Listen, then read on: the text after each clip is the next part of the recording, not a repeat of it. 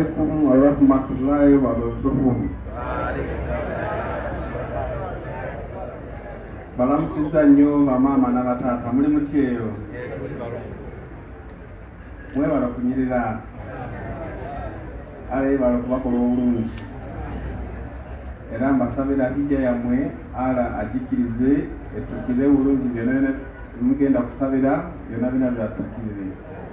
mufuke bahajjati n'abahaji abatuufu abalongoofu abanazimba eggwanga lyaffe kubanga eggwanga lyaffe eggwanga ddungi ya mirembe gwanga lya wa president waffe omulungi atukuze obulungi era ge twagala nnyo. Amannya gange nze Abdulrahman Dubai Kedi Stephen Zuluba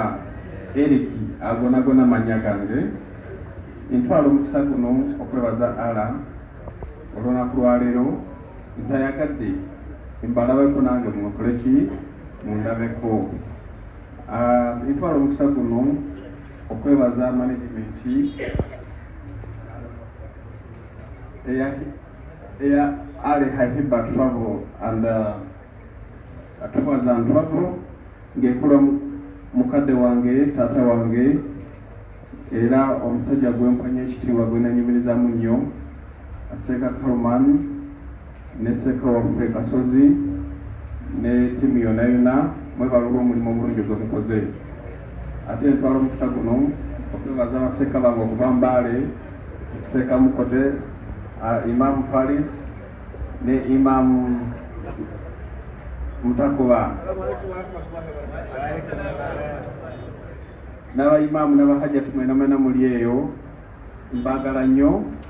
nkimanyi munsonyiwe ndudde okutuuka enjala etuluma fenafene ekola ki etuluma. Sijja kuwala akadde kangi naye njagala kwogerako ku nsonga emu oba bbiri. Esooka nze ndi musajja omulokole ate nga ndi pasita mulamba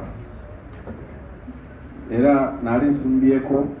naaleko n'amakanisa e Nairobi Namibia na wano era ndi muwulizi w'enjiri naye okuva edda obusiraamu oba abasiraamu n'abakristaayo balina empalana eyo nga tetugatangaffe Abannayuganda. Nenvayo nga nsaba Katonda nti mpa obusobozi onkozese ndeete obumu okutabagana eri amawanga gano era nebaza ala nti ampadde obusobozi bino byenkola bino nabisaba Katonda nti ampa obusobozi abantu abakristaayo bategeere nti abasiraamu balungi n'abasiraamu namwe mutegeere nti wali abakristaayo baki abalungi kubanga ffenna tugenda waawa wa Katonda omwe tubadde nga tujja tuviiridde Entebbe waliwo abanamalwe bange bayise eno batuuse naffe tuyise netukola ki netutuuka so amakubo ganjawulo naye nga tugenda kifo kitya kimu. So abasiraamu muli bantu balungi nnyo era nze njagala nnyo obusiraamu era mukyala wange Luluuto wanazaala mwana mulenzi nawaayo agenda kuba musiraamu.